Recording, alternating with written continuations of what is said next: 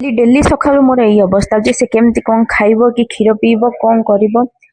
जमा भी से जमा खाइबनी कि पीबनी सकाल सब बेले इरिटेट करुच्ची। तो मुझे सब छाड़ी फास्ट मु आम गली चूड़ा उपमा बनवाई तो चूड़ा उपमा बनई खाई सारापर मुझे खुआई थी।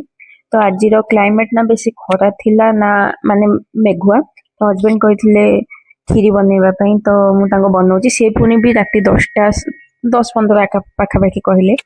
आगे बापा पुह बसिकी खेलुंट मुझे बसिकी खीरी बनवार लगी आउ खीरी सब आनिकी आम खीरी बन चाउल खीरी बनइली बट आम खाई नु डिनर करके वाकिंग पलू सब बेले आसला तार गोटे जिद सी ही कबाट खोल माने आम केते लक खोलिले भी सी जदि हाथ न मार हबनी माने सब पुओ एमती ना ये आमर एत दुष्ट मुझे जानी पाऊनी देखो केमती खसुची माड हो फिर भी कांद ना कि नहीं तार एका जिद से कबाट निजे ही खोल फाइनाली हजबैंड काखेले से कबाट खोलिला तथापि से लॉकटा खोली पार नाला बाध्य होइकी मु खोलु केते समय ठिया इरिटेट भी हो गलु तापर वर्षा भी जोर से होता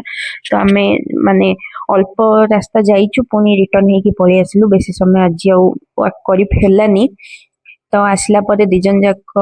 माने पापा चप्पल काढ़ीवार देखिबो माने सी भी चप्पल काढ़ी रखिबो स्टैंड रे ता चप्पल एपट सेपट पड़ोनी से माने पापार चप्पल भितर से चप्पल रखिबो। तो लास्ट रे मु आनिकी हजबैंड को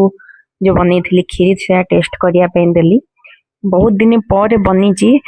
तो भल बोली तो से कहले मु तो टेस्ट करना डिनर पर मत इच्छा नहीं एत मीठा खाइबा तो मु मोर मॉर्निंग रे खाइबी तो बापा पुओ खीरी खाई एंजॉय कले।